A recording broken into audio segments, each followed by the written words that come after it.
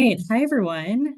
Good evening or afternoon or morning, depending on where you are located. Thanks for joining us today. I think everyone's kind of trickling in from the waiting room. So we're going to go ahead and get started. We've got 30-ish minutes to talk about crafting a winning resume and cover letter. So appreciate you all being here today.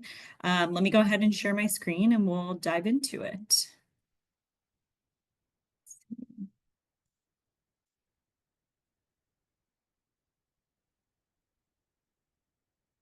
All right. Thumbs up, you can see my screen okay? Yes, I'm seeing some thumbs. Good. All right.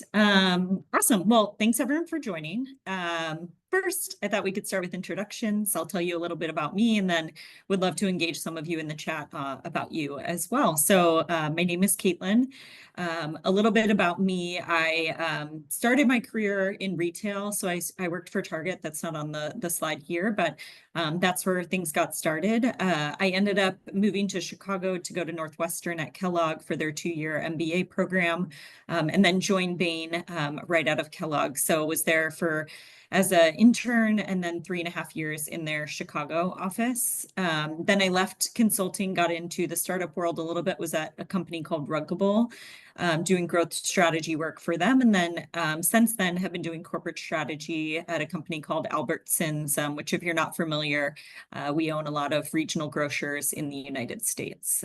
So there might be one in your backyard, depending on where you're located. One other thing I would note, just to give credibility to the coaching that I do here at Leland, which I've been doing here for quite a while. I was a McKinsey Emerging Scholar as I was going into Kellogg. So that gave me access to increased support for interviews as well as going through the process. Ended up getting offers from Bain, McKinsey, and BCG, which is the dream. It was a luxury, but also a very difficult choice. I ended up choosing Bain, obviously. And then I led on-campus recruiting during my time at Kellogg and did interviews for associate consultants and consultants. So depending on where you are in your career, have seen both of them and have continued to coach here at Leland with folks that kind of fall on that spectrum. So that is a little bit about me and who you'll be hearing from today. Excited to talk about resumes and cover letters. I'd love to get to know some of you. We always like to know who we've got on these workshops. So if you want to drop in the chat, if you're comfortable, where are you from? Where do you live now? What do you do? You can keep it short, but would love to do just some intros and who we've got here on the call.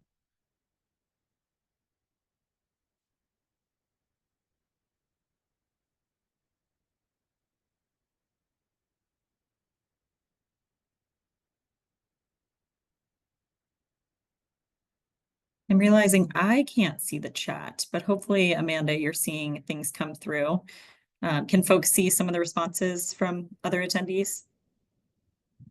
Yep, Caitlin. Looking here, we've got New York City finance, we have Miami, we have DC, a lot of New York City, we have India, Toronto, Ukraine. We have people sending in from the chat all over. So very exciting group with us today.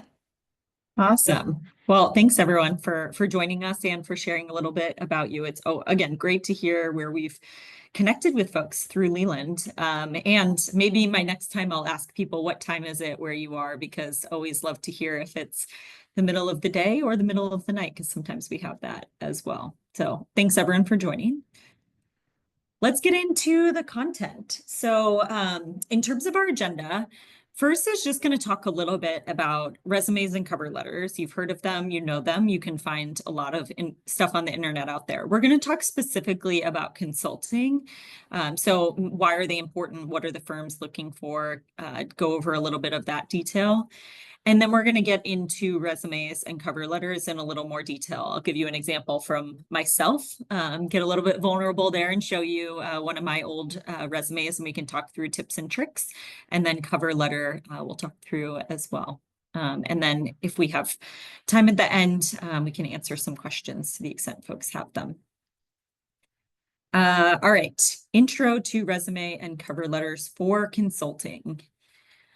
What are firms looking for? So first is your resume makes sometimes the first impression. I say sometimes because there's a bit of a song and dance when you're thinking about consulting recruiting, depending on where you're coming in at what point, if you're coming out of undergrad or master's programs, things like that. Maybe you've already interacted with the firms and it's just a bit of a formality in submitting your application. But I still think same approach applies. The resume is your first impression, and then the cover letter helps you bring that to life and tell your story. The things that they are looking for consulting specifically, when you think about your resume and cover letter, is kind of three main traits, I would say. So first is strong academic background. So that would be kind of demonstrating your intellectual capacity, your work ethic, your ability to thrive. There are different ways that can come across, but your academic record is a good way to demonstrate that. Meaningful work experience. So again, this can look different if you have 0 years of experience or 10 years of experience, but they're going to be looking at it in different ways. It looks at how you deliver results, maybe some of your analytical capabilities. And then value add extracurriculars. I think this is where you can really demonstrate leadership and interest areas. It's also a nice way to generate some conversation in your interviews. So some additional nice to haves, but I would say in terms of fit for the job, really that academic and work experience and leadership can all be helpful. I always think of it as your resume is who you are and what you've accomplished. Your cover letter is how you fit with the role or the firm. So your resume isn't necessarily going to say, I'm a great fit, because that's where you have that opportunity in the cover letter. You also, and we'll get into it in the cover letter section, there's some things you've got additional, space to explain or make sense of for the recruiting team. But all of it is really painting the picture for them of why you're best suited for the job. The one tip, and I'll hit this a couple of times as we go through the content, but think about who is reading and when. Oftentimes it is a recruiter who may or may not be looking at hundreds of applications, or an interviewer has about 5 minutes to review. So I'll say this many times, is be succinct and be clear. I think when people, especially when they're applying to be in consulting, they want to get everything and anything on there that they can, add buzzwords and lots of examples and make the font really tiny and things like that. And so I just say this as before we get into some of the content, because we're going to throw a lot of things at you in terms of tips and tricks.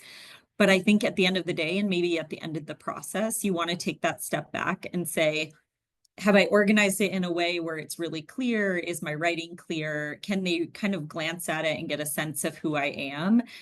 Because I think what you will want to avoid is just continuing to add things to show that you have all these skills, because I think that there is a way that you can do that in a very succinct way. So I think that's a really important point, and I want you to keep that in mind as we go through. So resumes, let's start with that first. It's generally the first step in the process. And I mentioned this, but you'll get a little example from, my first resume when I was applying to MBB specifically.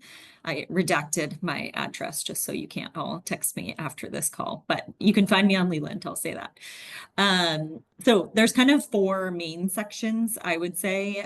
You may see different approaches to structuring this. I'll admit my first resume was based on a template that was shared via Kellogg. So your Career Center may have examples. You can find different templates out there. What I think that tells me is there is no one perfect way of doing it, but I think generally you'll see these 4 main buckets. So if it's your first resume you've ever built, this may seem new to you. If this isn't new to you, maybe you're just going to learn some more of the tips and tricks on the next slide. So first is your contact information. So, your name, your address, your email, your LinkedIn. I don't think that you necessarily need to include all of them. I think LinkedIn, for example, is one of those where people debate if they should include or if they shouldn't, because your LinkedIn is generally a replication of your resume. But I think just more importantly is having your name and your contact information on there, whatever that might look like. Probably most, at a bare minimum, your name and your email. Next is your education section. So that's where you're going to highlight, your school, your major, your extracurriculars, your GPA, your test scores. And again, you can be selective as you're thinking about what goes in there. Maybe your test scores aren't as strong. Maybe they're really high and you want to highlight that. And so that's that section where you can, balance what fits in there. And then the experience section is where you're going to highlight the companies you've worked for, your title, maybe career progression, and then the actions and accomplishments. And then lastly, there's always this kind of additional section. And what I would say is it is what you make of it, but think about what is unique to you and the things that you know and the things that you do. And so this can be areas where you can highlight, whether it be skills. So maybe, Python and you know how to code and you want to highlight that, or you want to talk about some leadership roles that you have in a volunteer organization. Those are all great things to highlight. Hobbies and interests. What I tell people is, you don't have to go crazy with this. For me, I've seen it as a conversation starter. So sometimes it'll be like, oh, we find a way to generally connect. You like traveling, I like traveling. Traveling's a bit basic one because a lot of people can say traveling, but that's just an example where you can highlight some of the things that you are particularly passionate about. It may also be the one where if you're tight on space, you may not have as much detail there. But main sections, let's get into the tips and tricks next. So resume tips. A bit of a list here that we have on the right-hand side. And I've got something blocking my screen. So okay, I want to make sure I didn't miss that one at the top. So first, and especially if we went back to that prior slide where you could actually see kind of a one-page structure of it, first is use consistent formatting. And when I say that, I think people will say, oh yeah, I have bullets and I have fonts and things like that.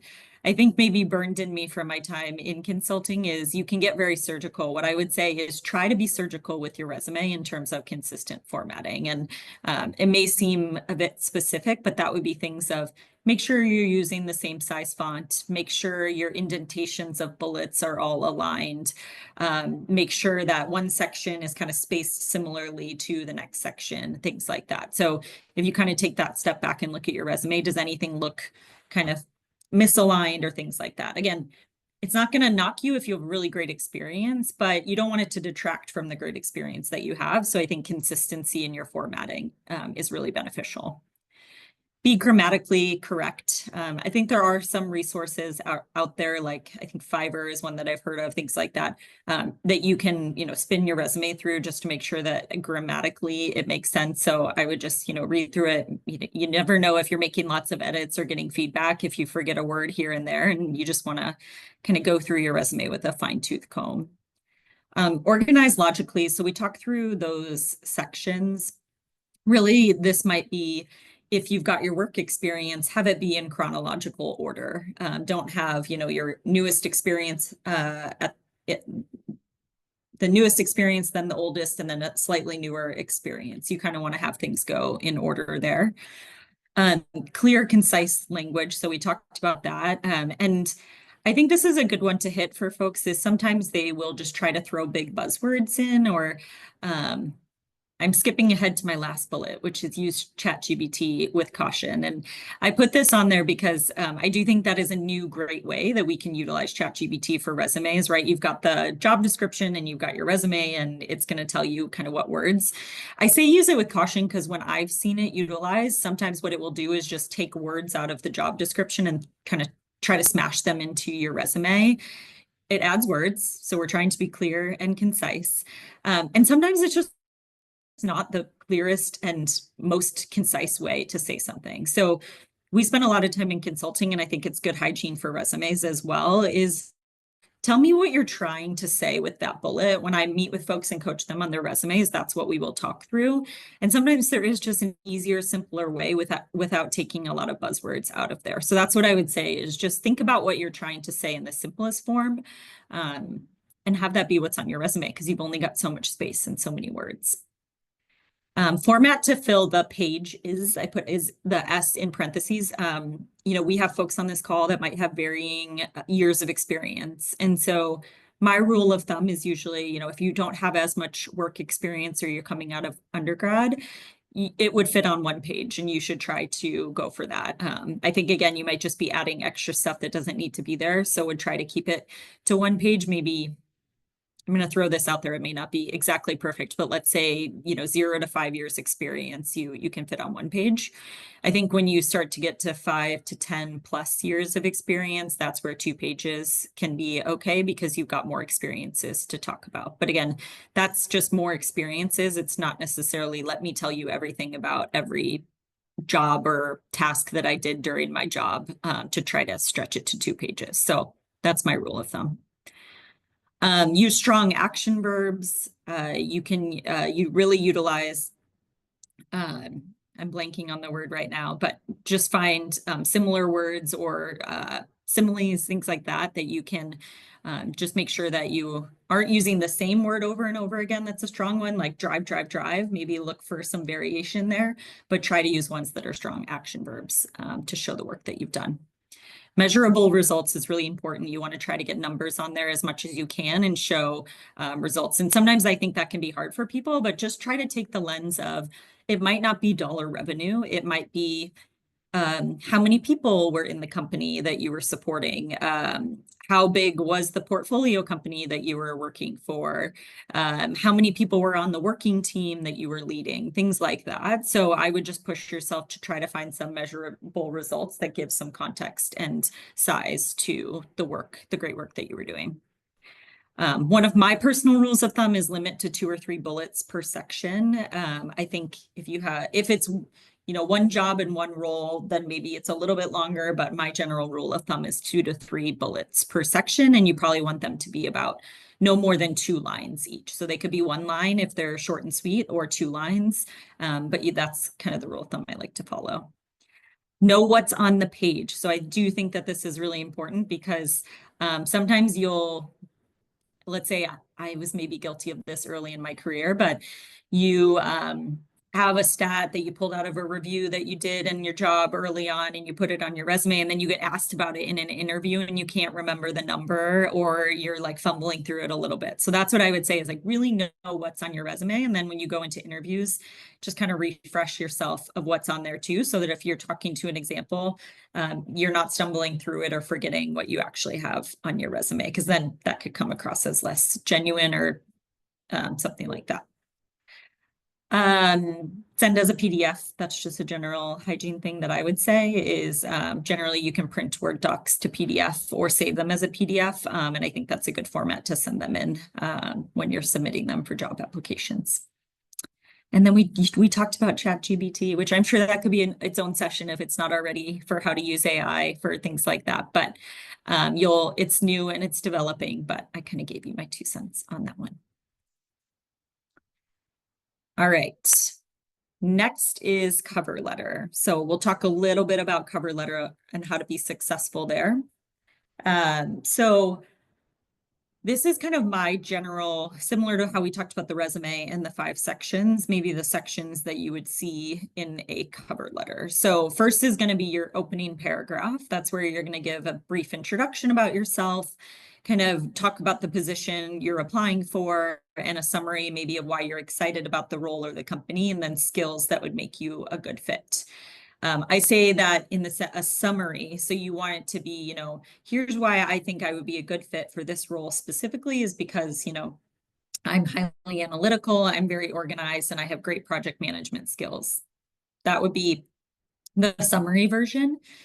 And then what you're going to do in your, what I call central paragraphs, maybe 2 to 3, is you're going to use 1 paragraph per example of skills that you mention in that opening paragraph. So think of it maybe as like the outline to the story that you're going to tell. This is where you want to include context, talk about actions you took, and with the results that you drove. So you're just bringing to light your strongest examples, perhaps from your resume. So you can do that in about 3 to 5 sentences per paragraph. So again, do it in a clear way that you can communicate it, and try to highlight the ones that you think are most applicable to the job or the strongest that you have from your experience. The next one I say is optional. Is the cover letter is the great time to fill in any gaps or things that might require additional explanation. So maybe you want to explain why you had a low GPA, or you want to talk about why there was a career gap, or maybe you took a gap year, or things like that. Cover letters can be great for doing that. I think unique to everyone's personal situation and something that you can think about. But I would say that's optional if you feel like that's something you need to acknowledge as part of your application. And then you wrap it up at the end. And then I say kind of you should limit a cover letter to 1 page. I'll say that if someone has a varying opinion on that, but I think you can get all of this done in 1 page. And again, if it's longer than 2 pages, that's a lot of reading for the recruiting teams. So I would err on the side of less is more in what you're able to say. Because again, you've got your 1 to 2 pages resume, you've got your 1-page cover letter. That's going to be the story that you're telling in the space you have allotted. Cover letter tips, and then we'll wrap up after this because 30 minutes goes really fast. Research characteristics valued. So this is a little short and it requires explanation, which is companies are often pretty straightforward. If you go to their websites, you can see, you go to Bain, you go to McKinsey, you can go to any firm or company, and a lot of times it's on their career pages of what we're looking for. Other places, obviously the CV or the job posting that you're looking at, they're saying, hey, here are the skills that we're looking for. I think it's good to see those because that's what you want your examples to highlight back to. So if you're thinking about your cover letter or even your resume, for example, those are the things that you want to have really jump off the page that tie back to what they're looking for. So in consulting at Bain, for example, they're going to be looking for examples of your analytical capability, that you drive for results, that you maybe are part of a team and you're able to take on leadership roles, things like that. So that's where I would say is research that and utilize it. And that's where tailoring can come into play as you're thinking about writing cover letters or even your resume to an extent. Pick your most compelling examples. We talked about that before. Quantify wherever possible. Be succinct and clear. So you'll see this as a theme as we go, but again, just continue thinking about, is there a way that I can say this in a more clear way so that when someone is reading it quickly, it is very easy for them to understand. Double, triple check your grammar. So again, you want to make sure that it makes sense, but it's also grammatically correct. Get another set of eyes for feedback. So I think that's another great way is have someone else take a look at it, see if they notice anything, but also if they can understand it. Because if you think about the recruiting teams or the hiring managers that are reading through it, a second set of eyes is great before you send it to the official reviewer. We talked about send as a PDF again, and use ChatGPT with caution. And again, with cover letters, I've seen it maybe even more so than resumes, but really what ChatGPT is doing is just trying to stuff words. Sometimes I do think they can give good suggestions of ways to phrase things or maybe things to highlight, but just be cautious as you're using it and use your own brain to kind of review it before you have the final version. Right. So I think this is where we get to the end, but we have about 5 minutes left. So, I would love to open up the chat to the extent we can take a couple of questions in those last 5 minutes. I think before we do that, just want to hit on a few things, which is if you want to work together with myself, obviously we're meeting through this, or other coaches that you might find at Leland.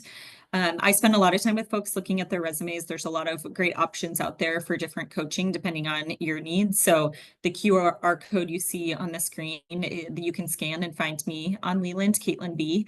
And then otherwise, you can actually connect with the Leland team too. If you're not sure where you want to start or you kind of want to explain your situation, they can help guide you to the right resources that could be available to you. But I think with that, will we take questions, Amanda? Is that possible? Yeah, absolutely. Do you want me to ask you a couple that are coming in the chat that Yeah, that would be great. your screen shared for everyone? I guess we can take a couple. Let me see here. A question that we've received a couple times. What are your thoughts on professional summaries at the top of resumes? I know that some people have mixed opinions. Would love your thoughts there. Yeah, I like them. I do. I think at the end of the day, think about your resume as real estate and what you're trying to use it for. And so I think those summaries can be really helpful if you've got a story to tell, like you have some good experience, you want to kind of say like, I am an expert in this field and kind of here's who I am. But think about if you're going to have to take other space from something else on your resume and you don't have as much to say in that summary at the top. So that's what I say is if you want them to get that 2 to 3 line summary of who you are and you feel like you've got good things to say there, then it can be a useful thing to do, especially if it's kind of the hook to say, read more about my resume. Maybe it's a cold application, things like that.